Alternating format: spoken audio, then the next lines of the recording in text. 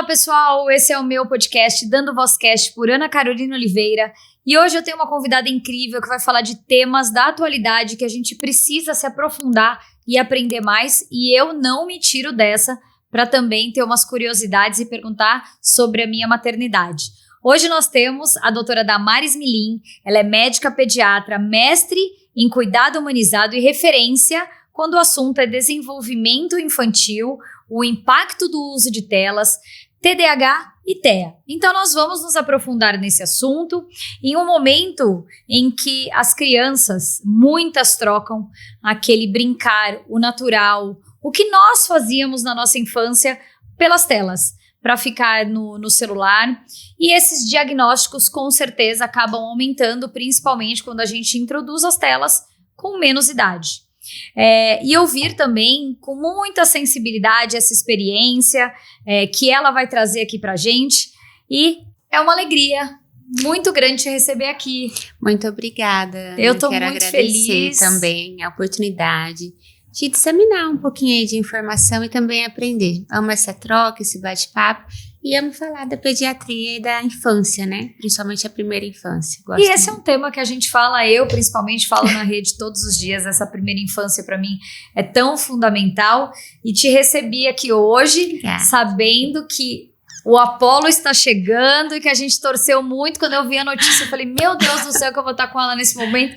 Tive a oportunidade de te dar um abraço. Então, Apolo, seja muito bem-vindo. Obrigada, tia. Saiba que você já é muito amado, foi muito amado, já é amado e foi muito esperado e muito desejado. E que você venha com muita saúde para trazer ainda mais luz para essa família que eu também amo. Então, doutora, vamos falar um pouquinho sobre esse seu trabalho com as telas, TDAH e TEA. Vamos falar um pouco da sua origem, né? De onde veio essa ideia, que eu sei que é desde criança, de ser médica pediatra, e de onde veio a Damares nesse instinto? Bom, minha mãe conta que quando eu tinha uns 7, 8 anos, eu ganhei uma bonequinha com esteto. Eu não tinha nenhum parente da área da saúde. E ela falou que simplesmente eu comecei a falar, eu quero ser médica pediatra, quero cuidar de criança. E ficou isso na minha cabeça. E eu sempre gostei de cuidar, assim, eu brincava muito com meus primos, tenho muitos primos, e eu sempre era médica. E eu falava, vai, deita que eu vou examinar. E gostava da área, não era muito de frequentar hospital, graças a Deus, mas tinha esse desejo do cuidado, de ser útil. Eu amo a utilidade, sabe? Sim. Isso vem aí desde essa época, segundo a minha mãe, e foi florescendo aí na parte da adolescência, depois veio os cursinhos, toda essa questão mais dolorida. E aí você vai, tipo... É isso mesmo, esse é o meu caminho. Sim, eu fiquei aberta a várias áreas, prestei direito, passei, prestei enfermagem, passei, mas eu sentia que o meu caminho era outro, né? Eu não esqueço uma vez que me marcou muito, que no meu primeiro ano de cursinho eu acabei passando em enfermagem e no dia da matrícula eu estava dormindo, não consegui dormir direito. Minha mãe, eu acordei e falei, mãe, tem que ir lá fazer a matrícula? Né? Ela falou assim, mas você quer? Aí eu falei, mãe, não quero, né? Eu queria fazer medicina. Ela falou, então volta a dormir, porque enquanto eu estiver viva, você vai fazer o que você quer. E eu não esqueço, porque ela é muito humana. Minha mãe é uma pessoa extremamente, assim, do bem, sabe? Sim. E eu venho de origem muito simples, e pra fazer medicina, assim, no meu repertório ali, era algo surreal. E enfim, ela não desistiu. Distante por condições financeiras, por toda a rotina deles. Enfim, ela falou, não, pode ficar tranquila, eu vou te ajudar e você vai conseguir. Graças a Deus, deu tudo certo. Deu certo, quando você tem fé e propósito. Sim. Quando você tem fé e propósito, tudo dá certo. E com paciência, né? E com paciência, tem que ter.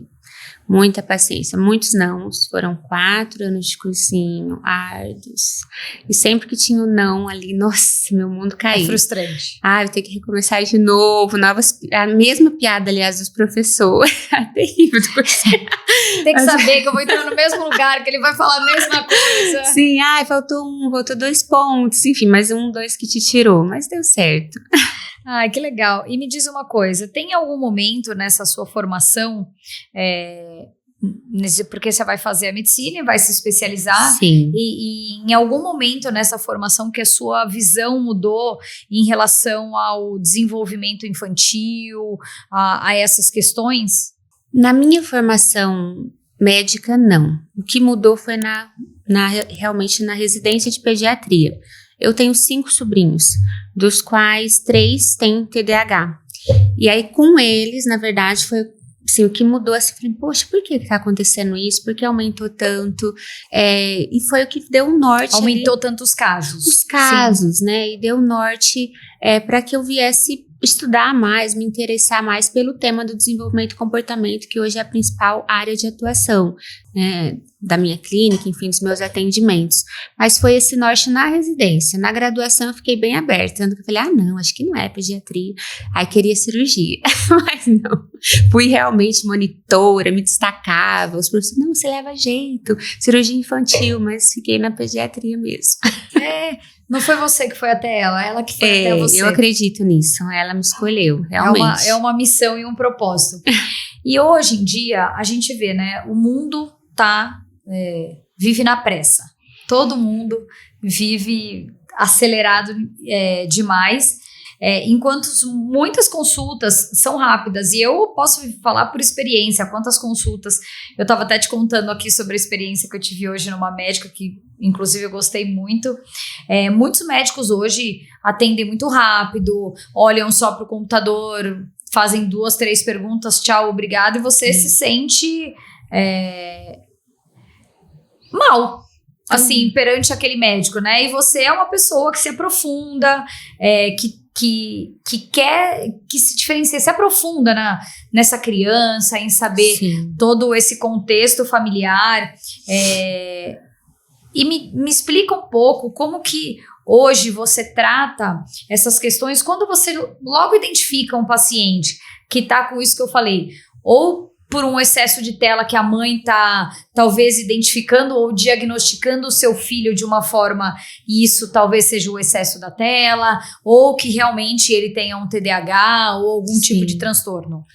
Ana, eu acho, assim, o grande diferencial do médico é ter esse lado humano. Sim. Eu levo até, às vezes, bronca das minhas secretárias, que elas falam, nossa, mas é muito tempo. Mas eu peço, gente, deixa pelo menos 1h15 a 1h30. Eu gosto de fazer consulta demorada e é o meu estilo. Então, para pais que gostam de consulta rápida, eu até falo, olha, normalmente esse alguém não sou eu. Não sou eu. Eu explico sempre no primeiro atendimento, a gente fala muito. Porque eu gosto de empoderar. Quando eles se sentem seguros, eu amo quando eles saem assim, nossa, doutora, eu não tenho mais nenhuma dúvida. Ai, obrigada, sabe? Principalmente criança pequena, que tem muita dúvida. E nós pais, o que a gente mais tem é dúvida, Eles querem tirar e querem ser ouvidos. Então, assim, eu gosto de atender de forma bem, assim, calma, explicar, examinar, brincar, coloco no chão as crianças, é o meu estilo. E eu sempre quis praticar essa medicina, tanto que eu fui para o caminho do consultório particular por isso, porque se eu fosse para planos, enfim, outras questões, isso dificulta muito, porque o horário, né, o tempo de atendimento tem que ser mais rápido. É quantidade, né, e não qualidade. Eu gosto de olhar a criança de forma integral. Então, antigamente tinha muito isso, o pediatra para pesar e medir. Não, o pediatra ele tem que olhar a criança como um todo, o que ela come, o que ela tá, se ela, né, assiste, já tá na idade de assistir, o que ela tá assistindo, o que ela vê, como tá a socialização dela na escola, se ela até precisa porque nessa 1 hora que ela tá ali com o pai, você também tá observando. Desde quando eu busco lá, né, porque eu vou lá na recepção, busco, eu já tô olhando, então eu já olho se ela tá brincando, já vejo ali os brinquedos, falo, que cor é, quando tem a faixa etária, tudo isso eu já tô investigando se tem alguma coisa ou não. Então os pais falam, ela já tá examinando, e é verdade, eu já tô examinando.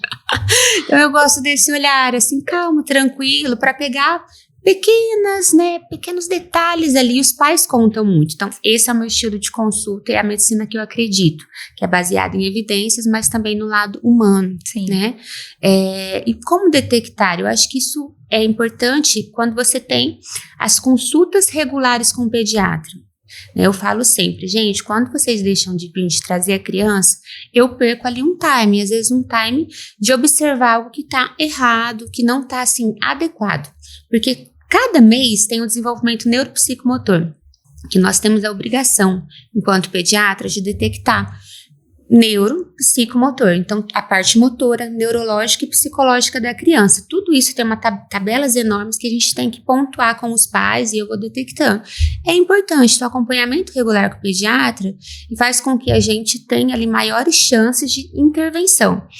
E, por exemplo, detecções que já aconteceu no meu consultório. Criança com 4 meses que não dá gargalhada nem sorriso social, que é esperado para a faixa etária.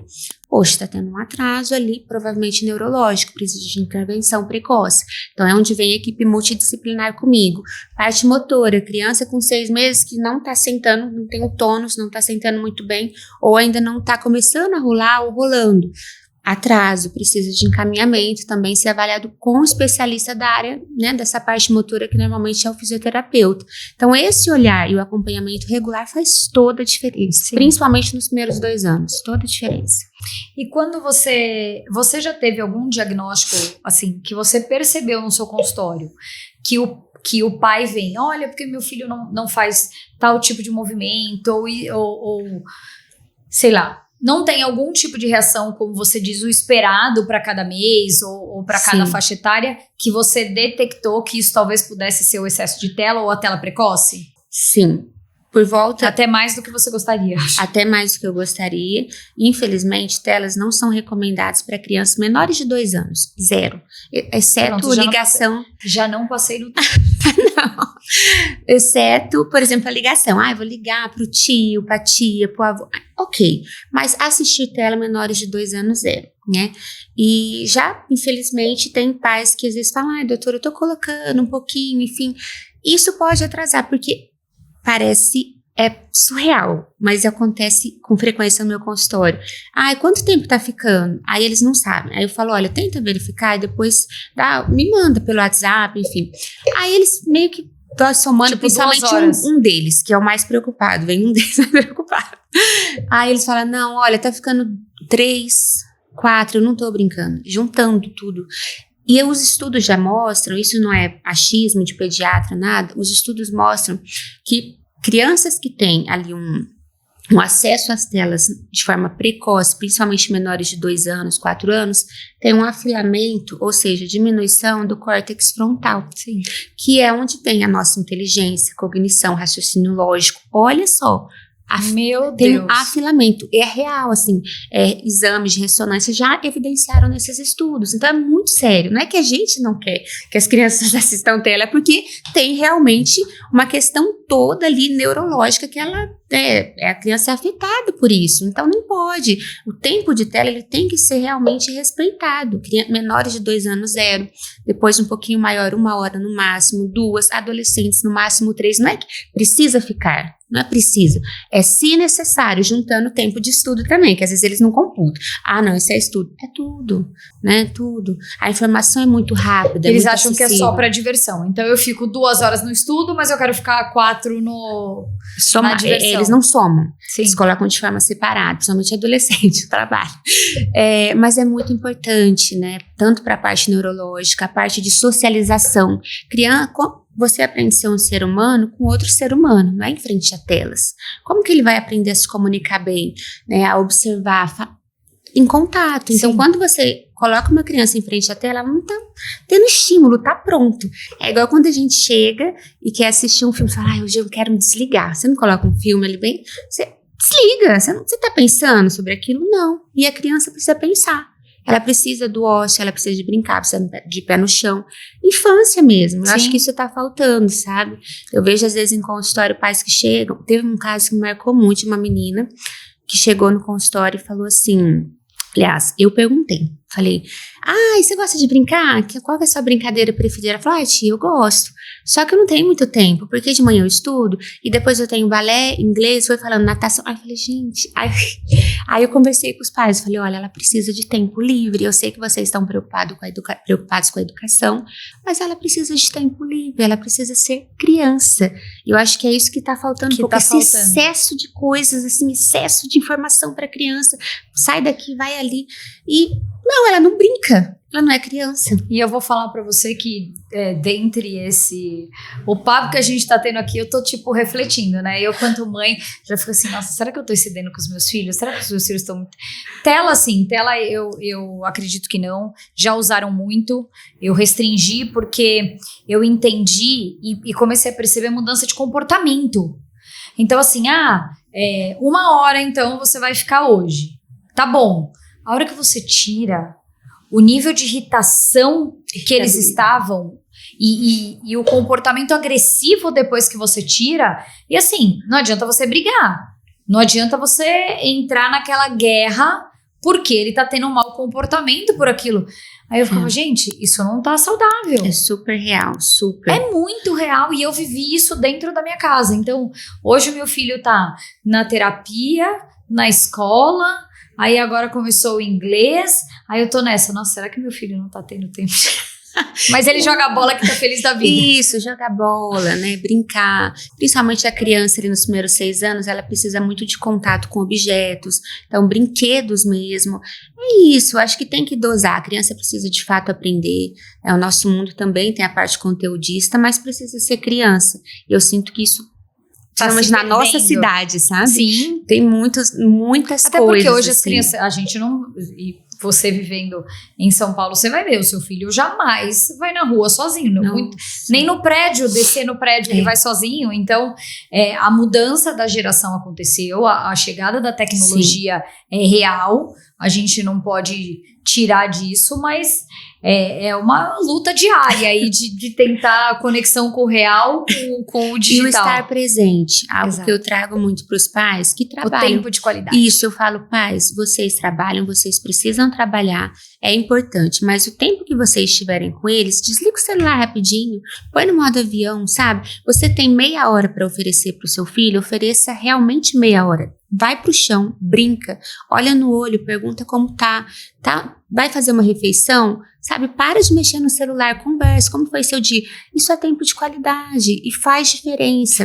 Trazendo novamente um outro estudo que fala assim que as crianças marcam muito ali os primeiros minutos da manhã e os últimos ali da noite. Então, o contato que os pais têm nisso influencia em todo o dia dela. Se você consegue conversar, enfim, às vezes levar na escola, contar uma história à noite, são momentos que marcam muito a criança, sabe? E é isso, ter esse tempo de qualidade, porque... Nossa, agora eu me encaixei no lado bom.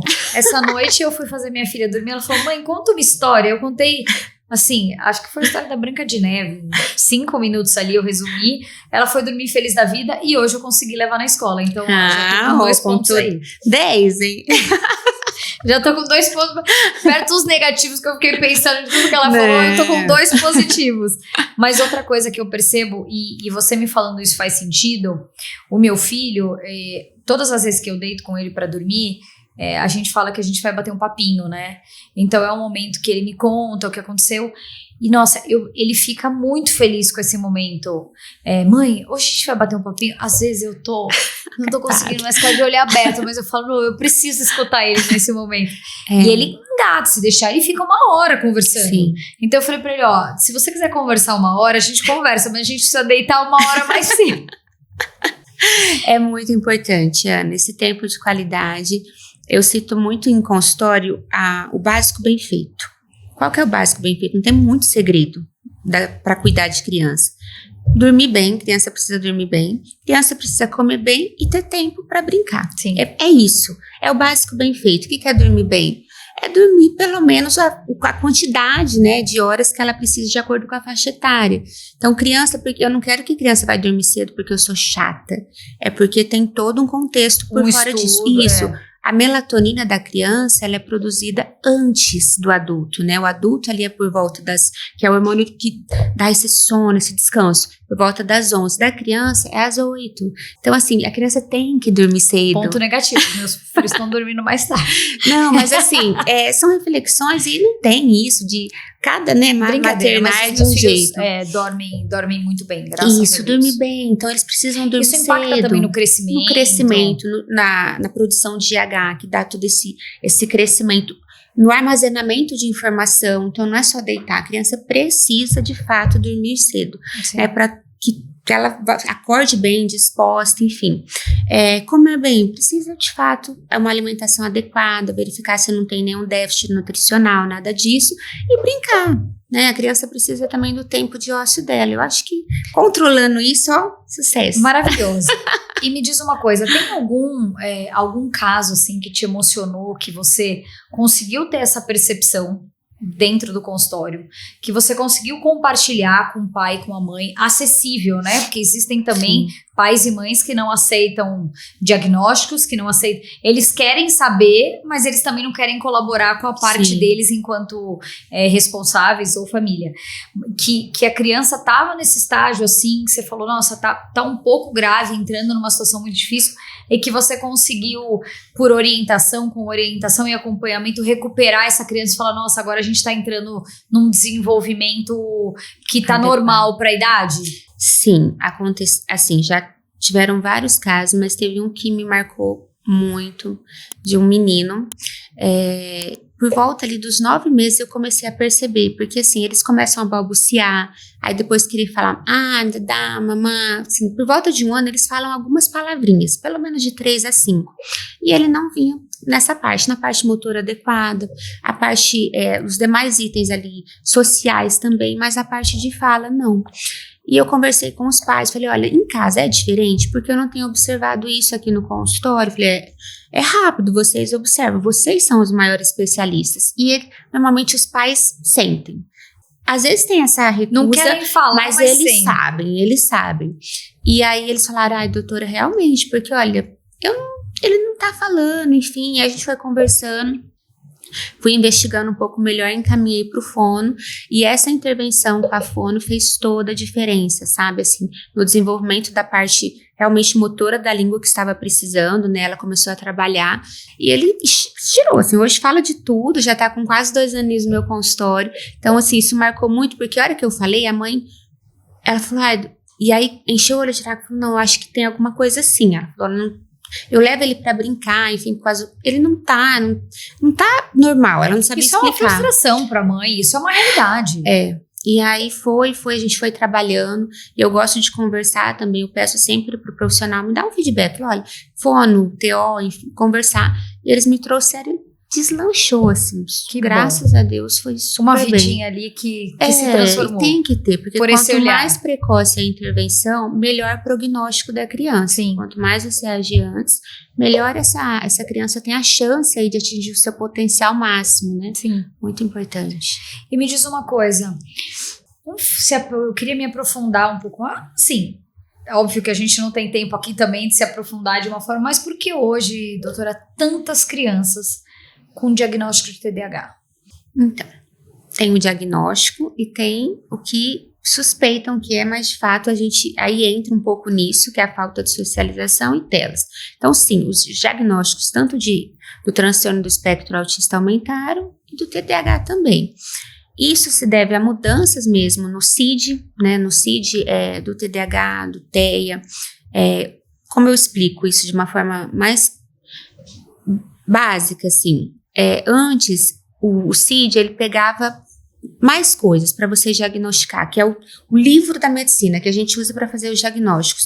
Hoje ele ficou de uma forma mais enxuta, então isso fez com que aumentasse esses diagnósticos. Fora isso, tem várias hipóteses. Quando você tem muitas hipóteses, é porque você não tem nada muito sedimentado. Mas a questão aumentou, né? Aumentou e a gente agora as pessoas, né, principalmente os pediatras, estão conseguindo lidar melhor, mas teve um boom assim que a gente não sabia lidar muito de tantos casos. E tem os casos, Ana, que de fato não são. Porque, por exemplo, às vezes eu recebo em consultório suspeita de TDAH, 3 anos.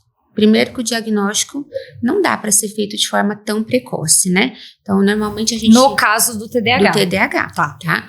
De forma tão precoce. Normalmente depois dos 5 anos, né? Então, nessa faixa etária, que é a fase da birra, do autoconhecimento da criança, que é de 2 ali até os 4, né? Às vezes até um pouquinho mais. O Terrible 3. Sim. Sei. Aí eles chegam, os pais não tenho certeza, não para. Aí a gente vai conversando, investigando, não, isso simplesmente ele é criança, não tem nada de TDAH ainda. TDAH é muito genético também, né? Tem muita essa carga genética. Então, o pai tem, ou a mãe tem essa predisposição maior. Mas tem que ser investigado, porque às vezes é uma criança, por exemplo, o que acontece muito, que eu vejo em consultório.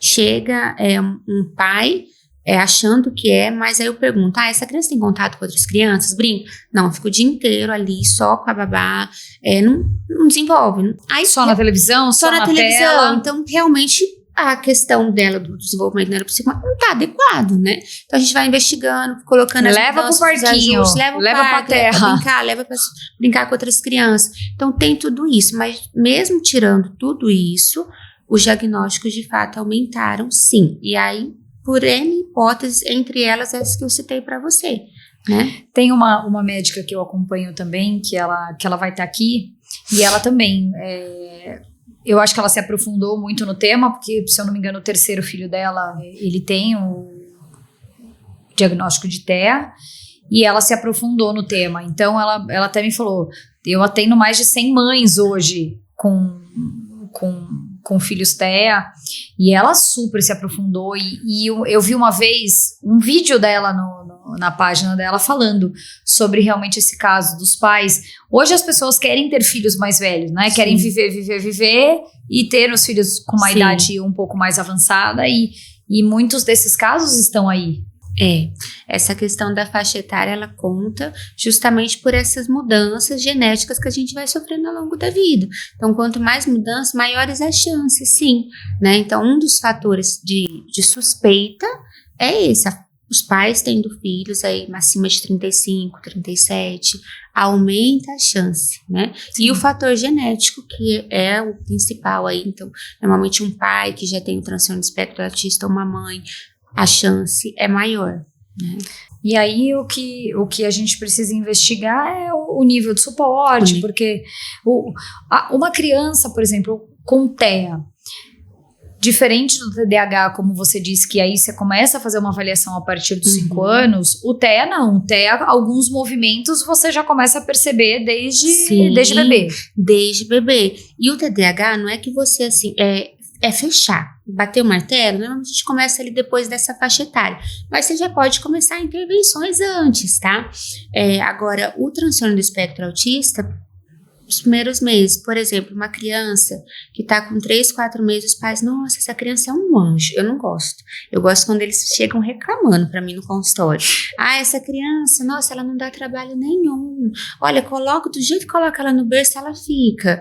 Ou, a mãe, às vezes já vem, né, porque a informação hoje, graças a Deus, tá mais disseminada. Isso.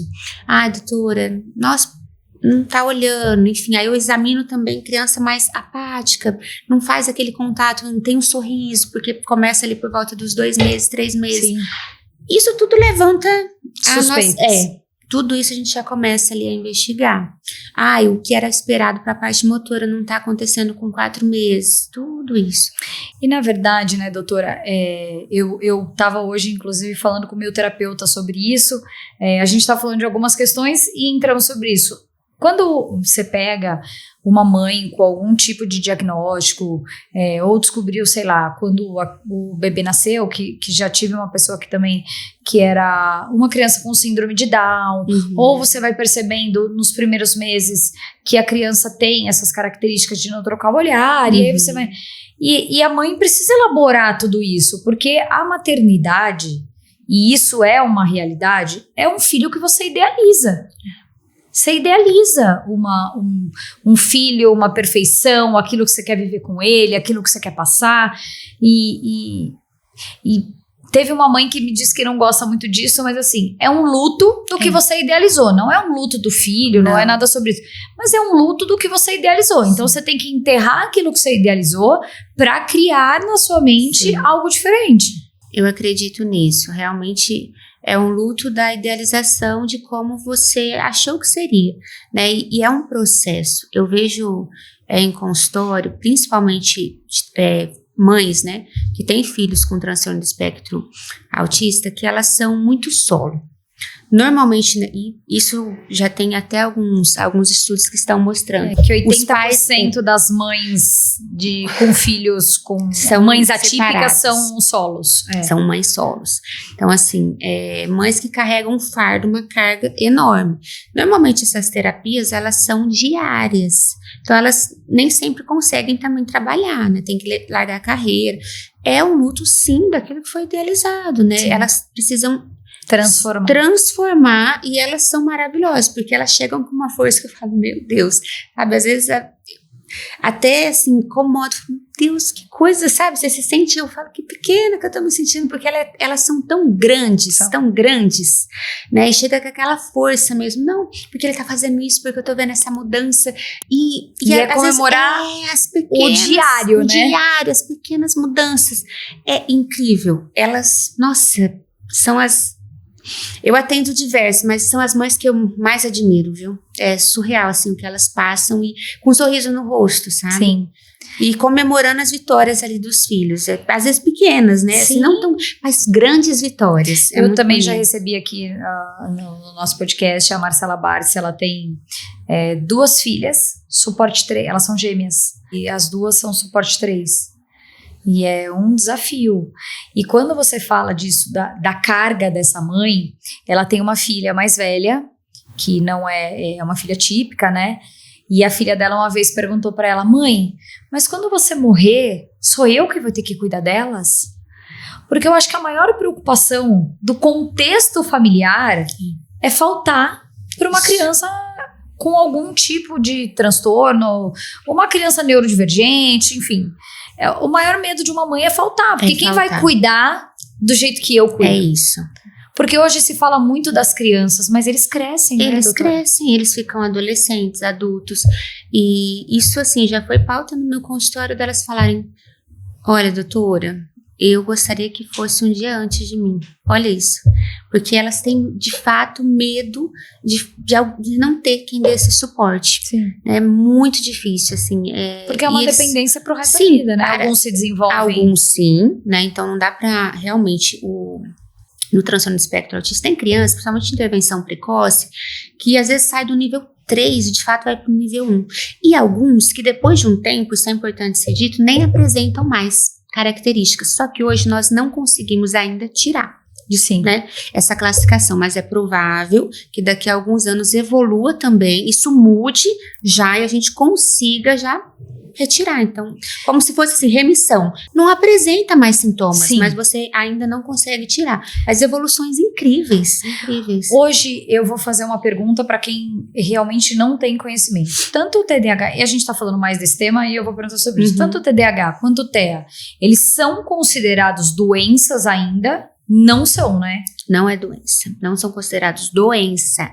É um transtorno do neurodesenvolvimento. Ou seja, o cérebro deles captam e aprende de uma forma diferente. Mas tem crianças, por exemplo, com transtorno do espectro autista altamente inteligentes. Sim. Que se desenvolvem super bem. Só que eles aprendem de um jeito, de uma forma diferente. Então, o jeito que eles vão ali aprender na escola, por isso que precisa dessa intervenção diferente na escola também. A parte motora é diferente. A criança coloca no chão, ela já... Não, às vezes... A criança que tem o transtorno do espectro autista, ela precisa ali da fisioterapeuta, que vai estimular só um lado, depois só o outro lado. Enfim, é diferente. Mas é um transtorno do neurodesenvolvimento, não é doença. Eu fiz essa pergunta, eu tinha esse conhecimento, mas eu fiz essa pergunta por quê? Porque, principalmente nos casos de TEA, né, e aí você pega uma criança suporte 3... que ela não é considerada uma doença, então essa mãe não consegue algum tipo de benefício, algum tipo de assistência, algum tipo de licença. Sim. Então, existem já estudos para que isso mude ou para que inclua? Da parte médica, não tem nada... da parte médica, né? Isso, da parte médica, nós e eu sempre estou lendo, me atualizando, não tem nada ainda que fale que vai mudar essa parte para caracterizar como uma doença, tá?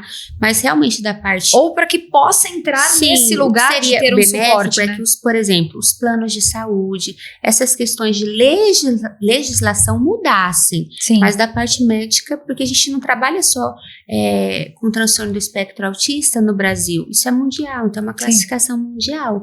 Então isso ainda não tem nada que vai Mas nesses fóruns, nessas convenções, para que levem alguns tipos de transtorno para esse lugar, né? Quando a gente fala de benefício, normalmente a gente fala o quê? Principalmente, né, Ana, de países subdesenvolvidos ou em desenvolvimento. Então, se você pega países desenvolvidos, isso não é uma preocupação tão grande.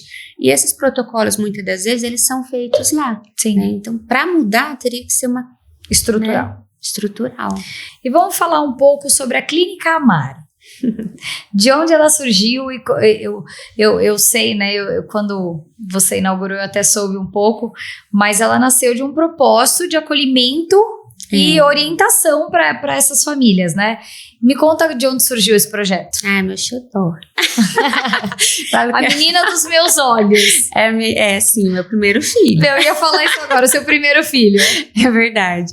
Eu amo criança, então eu sempre sonhei, o Senhor foi muito bom, em um local que eles entrassem e falassem, nossa, pensaram em mim, sabe, assim, nossa, aqui eu tô em casa. Eu tô em casa, não fosse nada branco, bem colorido, então desde as paredes ali, tudo eles podem brincar, parede, tudo eles podem brincar, o banheiro tem a pia pequena, a pia grande, então assim, eu pensei, procurei pensar em tudo para que eles se sentissem em casa. E nossa, eu vou em um ambiente que foi pensado para mim, não para o meu pai nem para minha mãe. E veio disso, desse sentimento assim de não só trazer a ciência, que é essencial, mas também o acolhimento, a empatia, o olhar humano, né? As mães falam, doutora, nossa, não vai querer ir embora. Eu gosto disso. Sim, porque isso. Às vezes termina a consulta. Aqui ele pode brincar, às vezes não faz fora, mas aqui ele vai brincar. Termina a consulta, eles ficam mais uns minutos ali fora brincando. Então, assim, eu gosto disso, assim, deles serem examinados de uma forma mais leve, sem tanto choro, sem choro. A maioria das minhas consultas não tem choro. Coloco no chão, tá? Fala, calma, justamente para que venha, assim, trazer criar um vínculo, uma relação, né? Uma relação é muito gostoso. E eu sinto que eu amo, assim, quando termina o dia eu falo, nossa, senti que eu atendi com qualidade, fui útil, essa utilidade desde a infância. Sim. Então acho que vem disso aí. Graças a Deus, a criança, se aquela família sai de lá e você fala, cumpriu meu propósito mais uma vez. Isso, quando termina, os pais falam, doutora, obrigado. Teve uma vez, esqueço, uma mãe que chegou com 30 perguntas, aí eu falei... Ela anotou 30. Aí ela falou, doutora, eu tenho todas as perguntas para te fazer. Aí eu pensei, lembra? Senta que lá vem história. Aí eu respirei, vamos lá, mãe. Mãe de primeira viagem, certeza. Sim. Porque o primeiro filho você faz todas as perguntas, o segundo você já tá mais escolado, o terceiro ele se cria. O terceiro ele se cria, vai sozinho. O terceiro ele tudo ele já faz. Se duvidar com 6 meses ele já tá fazendo uma madeira, que você já deixou ele fazer tudo sozinho. Ele ali vai embora, aquele terceiro.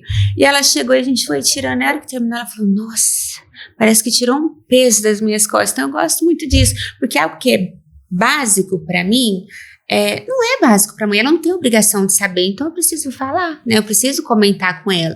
Às vezes eu tento sempre destravar, eu viro a tela e falo, olha, tá enxergando isso? Porque, poxa, não é a área dela, então eu preciso falar, explicar de uma forma que ela se sinta confiante. Eu queria que você me contasse um pouco sobre um caso que te marcou e você falou assim, nossa, hoje eu tô indo embora frustrada porque eu não consegui atingir o meu propósito ou fazer o meu trabalho assim de forma efetiva. O que mais te frustrou? Consultório. Você fala, não, graças a Deus nunca tive e eu vou ficar feliz. Não, tem dias que nem todos os dias são flores, né? Dias de luta e dias de glória. Bom, tem um...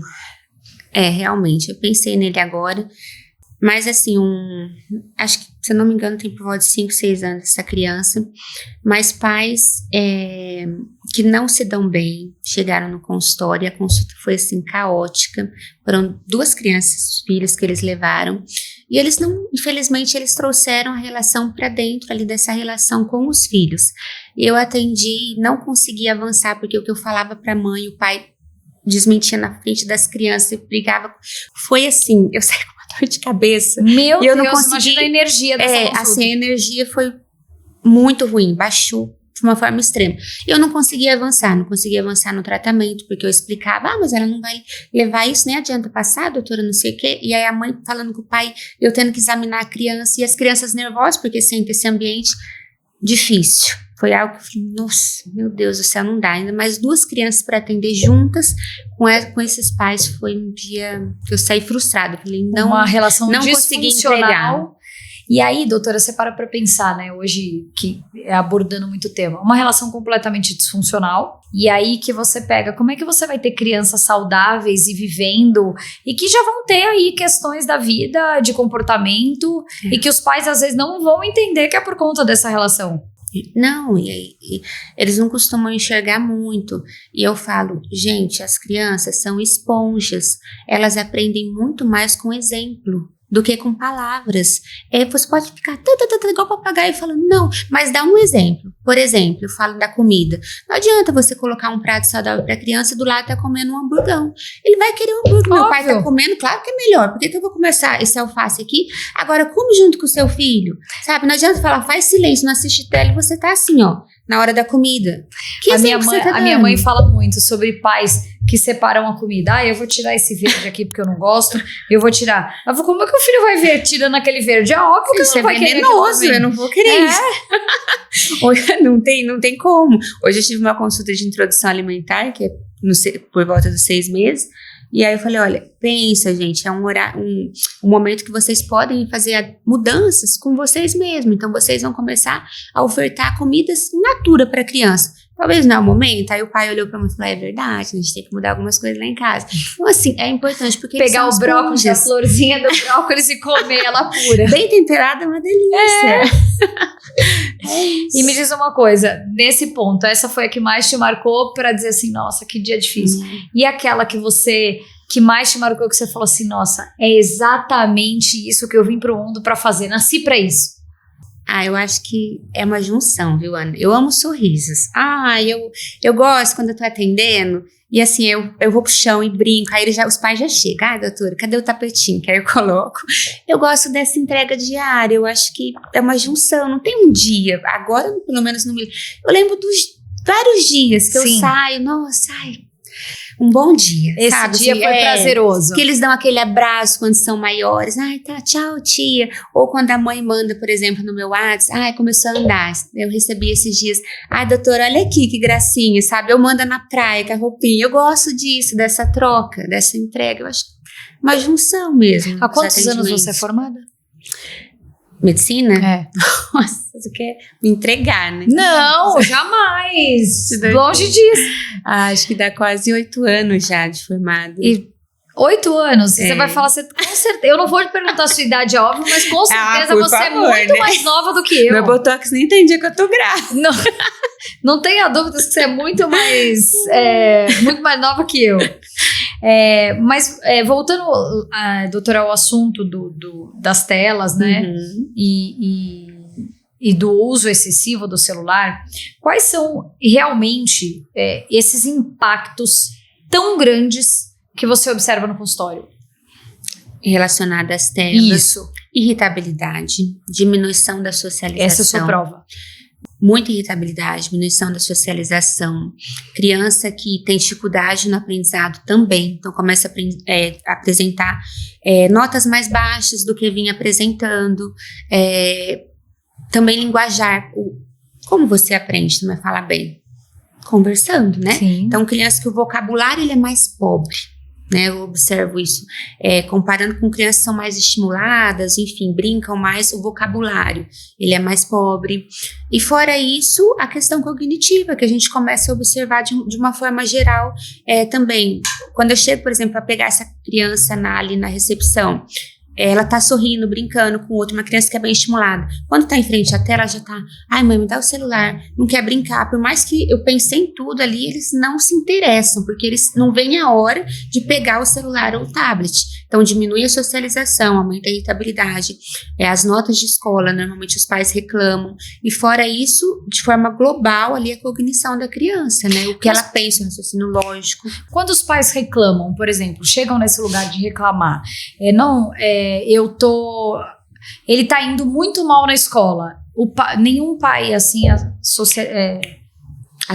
associa com, não, acho que ele tá muito aqui, ou... Às vezes sim acontece deles falarem, doutor, eu acho que é isso, deve tá ficando muito, eu falo pra mãe dele, eu falo pra minha mãe, aí chegam assim. Então, porque assim, o que eu fico pensando, né, e eu já falei isso várias vezes, é muito claro, o celular, ele só chega se você der.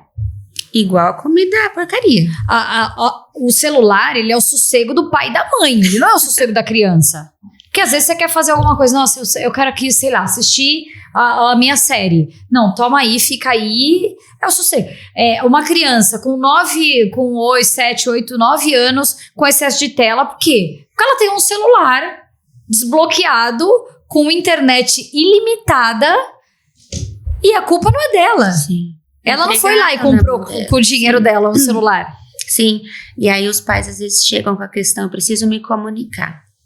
Aí eu falo, olha, tem celular que tem como você comprar, que são aqueles que não tem nada, dá para se comunicar para essa criança, mas não entrega celular que tem realmente toda essa mídia.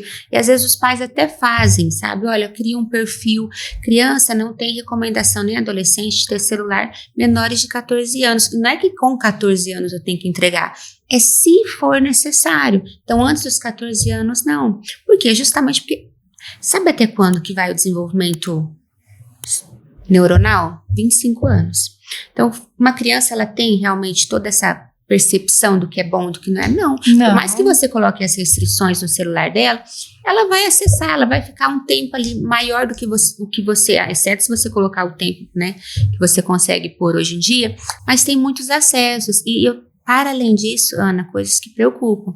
Por exemplo, questão de pornografia, é algo que eu pego em consultório de adolescente, entendeu? Que os pais chegam e falam, às vezes eles relatam também. Então, muitas coisas assim, ruins que as crianças não estão preparadas para isso. E os pais, ou eles têm medo de conversar, mas pode ficar tranquilo, porque eles já estão sabendo disso, mas tem que trazer isso para dentro de casa.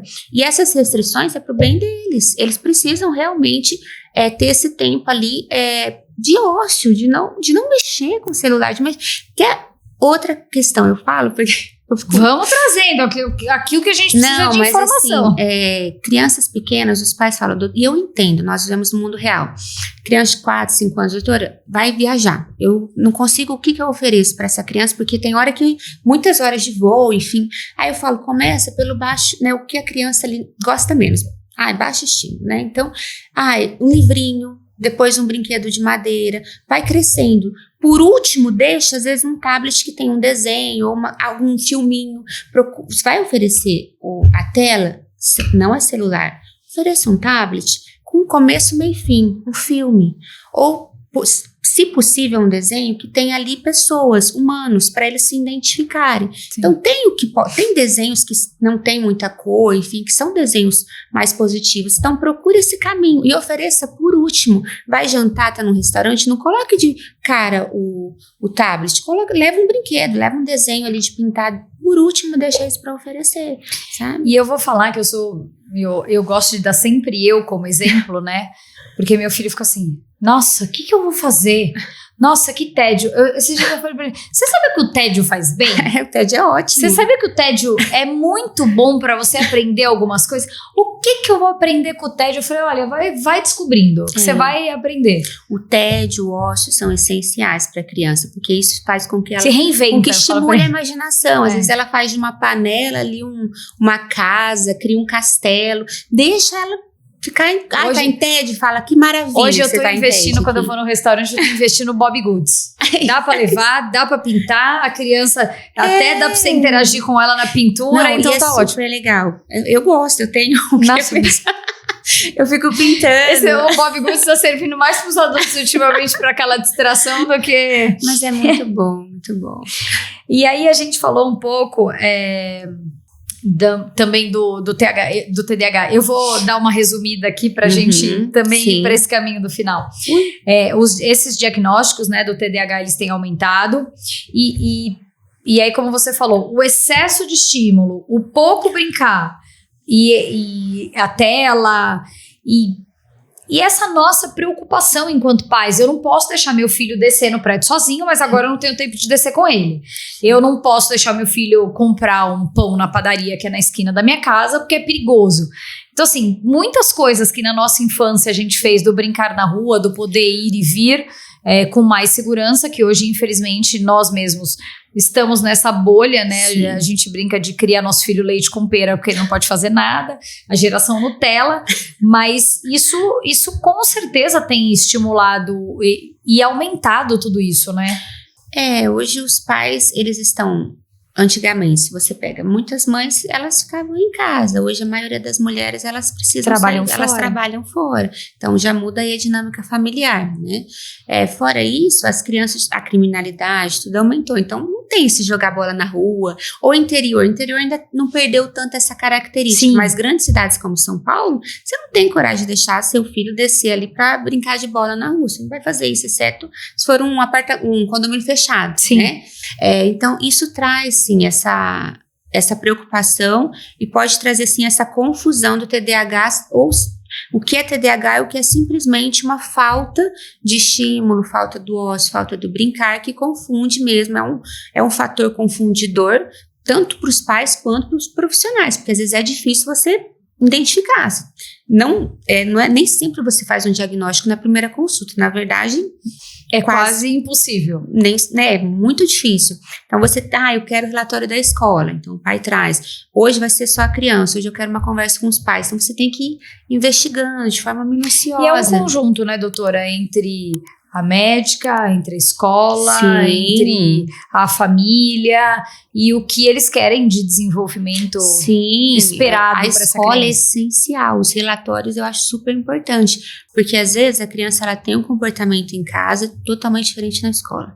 Aí chega a professora e fala, é assim, assim, assim. Aí em casa, por exemplo, a mãe fala, dá muito trabalho, mas na escola não. Por quê? Porque às vezes é a questão também dela querer chamar atenção para ter ali um momento com os pais. Então você tem que começar a investigar. Psicólogo, relatórios que eu tenho ali na clínica, psicólogas maravilhosas que já me mandaram. Eu suspeitei, aí pedi para acompanhar, elas me trouxeram, olha, doutora, não é nada disso, é isso, isso, isso. Levou para um outro caminho que não tinha nada a ver com o diagnóstico de TDAH, então precisa investigar, isso é minucioso.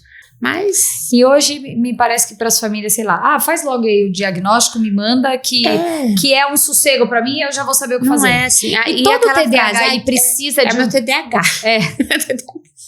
Não, hoje até os adultos, né? Então, acontece alguma coisa, é o meu TDAH que ativou aqui. Gente, é muita coisa, preocupação, toda hora tendo que responder esse celular. Todo mundo fica um pouco esquecido, um pouco mais aéreo.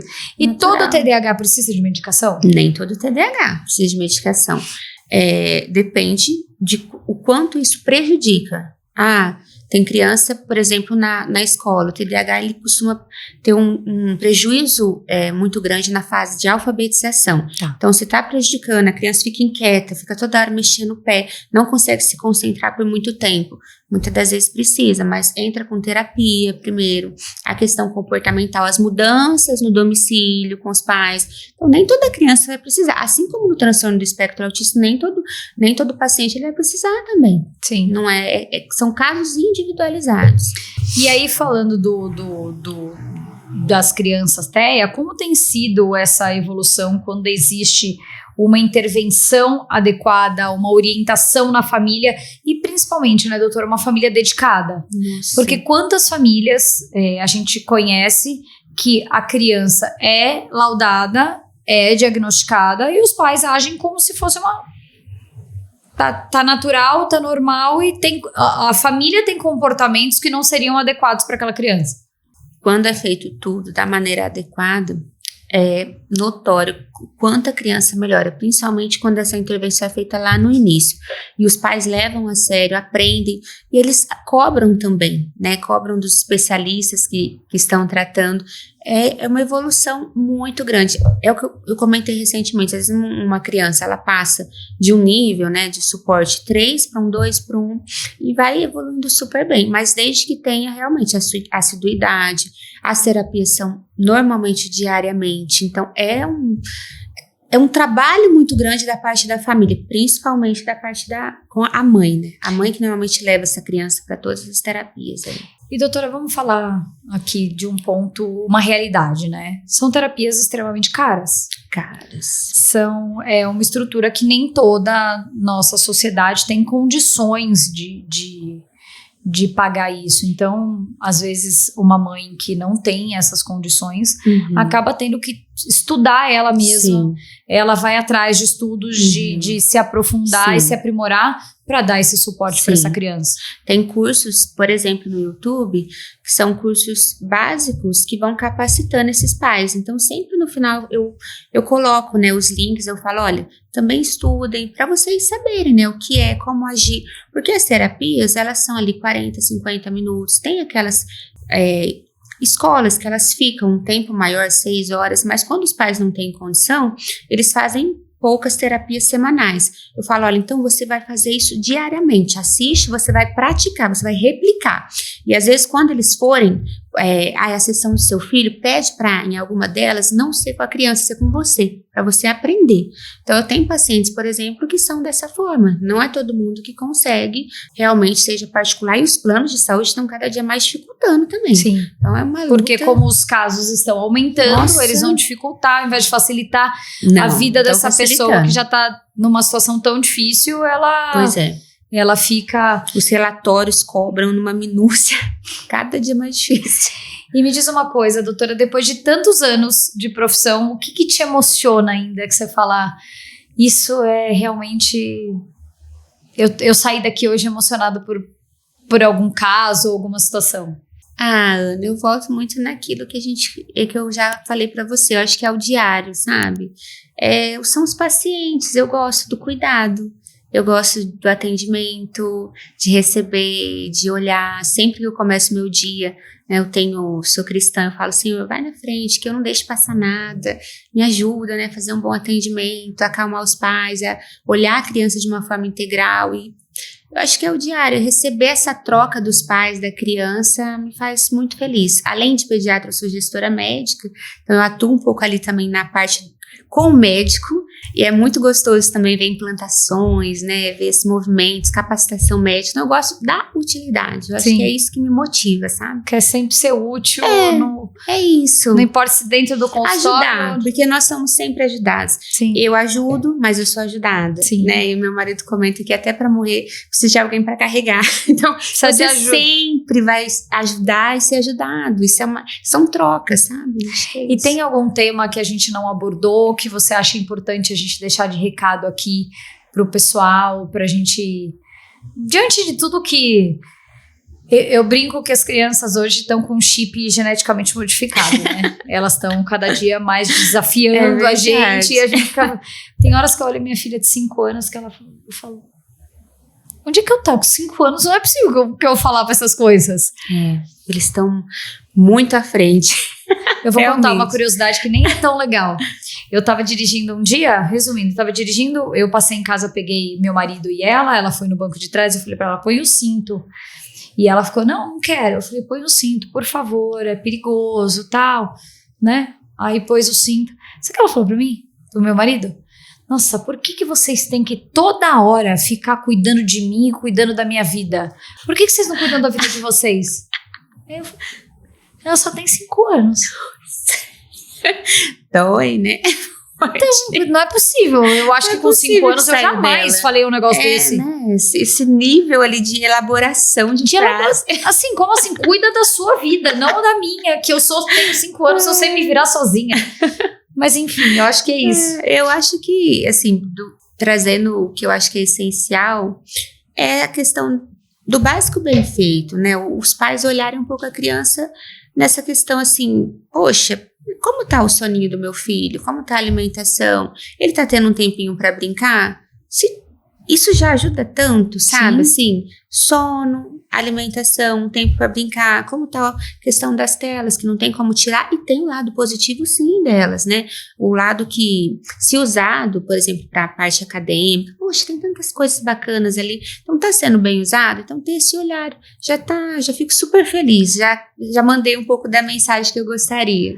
Até porque, né, doutora, a gente precisa da nossa autorresponsabilidade. Sim. Como eu disse, a criança não teve a tela sozinha, a criança, ela não chegou ao celular sozinha porque ela não foi na loja comprar. Verdade. Então, a nossa autorresponsabilidade, se a gente está dando essas ferramentas para esse desenvolvimento, apesar de ser dolorido, às vezes, da gente reconhecer que a gente erra, a gente precisa entrar nesse lugar, né? Da alimentação. Às vezes eu brinco com os pais, tá comendo só isso. Eu falo, eu não sabia que tem cartão de crédito para ir no mercado, a criança. Porque tá em casa, alguém comprou, né? Sim. Eu dou aquela risada e falo, olha, tem que se policiar, tá entrando muita porcaria.